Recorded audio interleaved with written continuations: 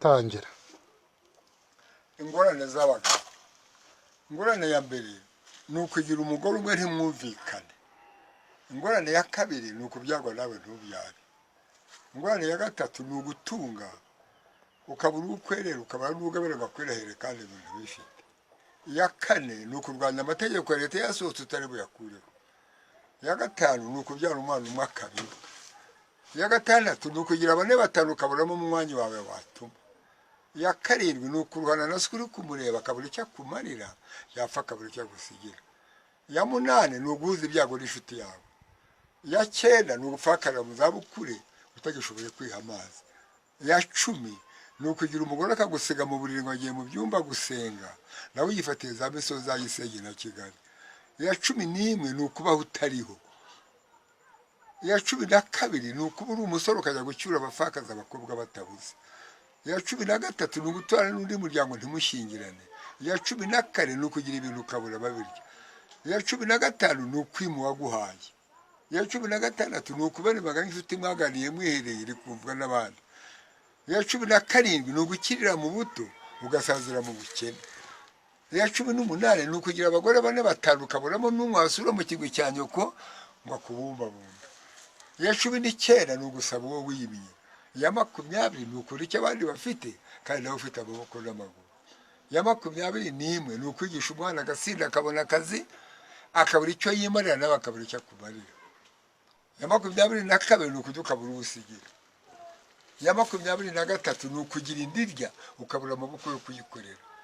Iya makumyabiri na kane ni ukwitwa umugabo ntubewe. Iya makumyabiri na gatanu ni ukwanga ikibibwa cya mu gitondo bagasanga ari cyo ukora. Iya makumyabiri na gatandatu ni ukugira byinshi ntunyurwe nabyo. Iya makumyabiri na karindwi ni uguhita kuyikorera ukanga kumwakira yagera iyo atuye akagusangayo. Iya makumyabiri n'umunani ni ukubyuka ugenda ukabura icyo ucyura. Iya makumyabiri n'icyenda ni ukubura umusore cyangwa inkumi ugatinya kwiga ishuri riri iwanyu bakwandika mu rupapuro ugatera igikumwe. Iya mirongo itatu ni uguhita ku mupfakazi ukanga kumusuhuza kandi cyangwa umupfakazi utakizi.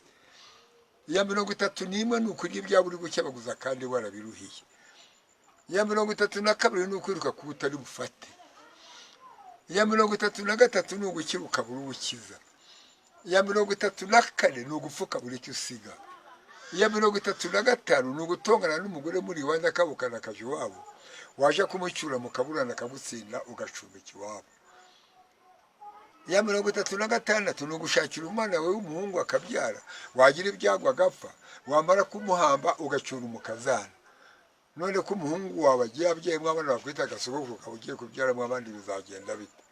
Iya mirongo itatu na karindwi ni ugusuhuza umuntu ari kukumva kandi akurora akaga kukwikiriza. Iya mirongo itatu n'umunani ariko bagenzi bawe ni ukuba uri umugabo ugacumbi kuri iwawe wakomanga ku rugi gusubira iyo uhuze ntungerera aha b'abagabo b'inganzwa mukunda kubona.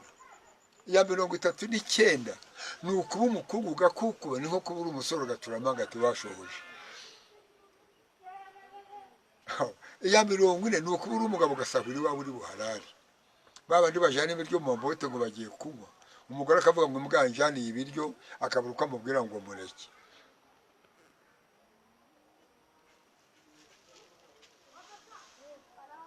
Iya mirongo ine n'imwe ni ukosha umugore wa mugenzi wawe ukamutesha umugabo n'abana be mugiye kumutungira ahandi kandi n'uwawe yakunaniye.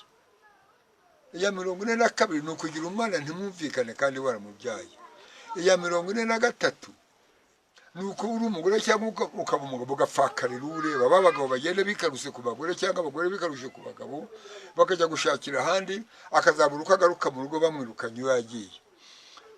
Iya mirongo ine na kane ni ukurya inshuro ukarya n'inshuti byose bigashira udahaza. Izo ni ingorane zahimbwe na Gahima Deogaratiyasi wo mu mudugudu wa Gisebeya na Rukorati mu kagari ka Ngoma mu murenge wa Kabaye mu karere ka Ngororero. Umugabo wimanye inshuro agatanya inshuro abana bagahagira rimwe n'ubu ndacyahimba izindi nzazibabwira. Ndimaza kwa Rwamugeni. Sawa muzehe.